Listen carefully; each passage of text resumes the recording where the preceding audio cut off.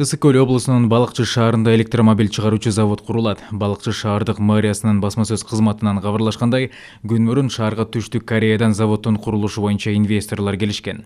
Балыкчы шаары 9 жолдун тоому болгондуктан соода, экономикалык, темир жол жана автотранспорт байланыштарынын түйүнү экенин мэрдин милдетин аткаруучу Азамат Анарбек уулу өзгөчө белгилеп, Кореядагы электр автомобиль куруу компаниясынын финансы бөлүмүнүн аткаруучу директору Ким Джи Цук, аткаруучу директору Ли Кен Дже, Парк Кен Хё жана башкы директору Ан Юн Джун менен баарлашты деп айтылат маалыматта.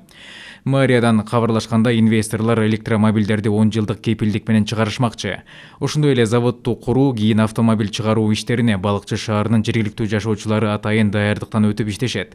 Завод 3 этап менен иш алып барат. Биринчи этапта 65 000, экинчи этапта 300 000ден ашуун унаалардын чакан жана минивэн сыяктуу түрлөрүн чыгарышат. Электр автомобилдер экологияга терс таасирин тийгизбейт жана электр тармактары жыш жайгашкан жерлерде батареялык энергия алуучу түйүндөрү түзүлөт. Алгач автотетиктер чет өлкөлөрдөн алынып, кийин Балыкчыда жасалары айтылды.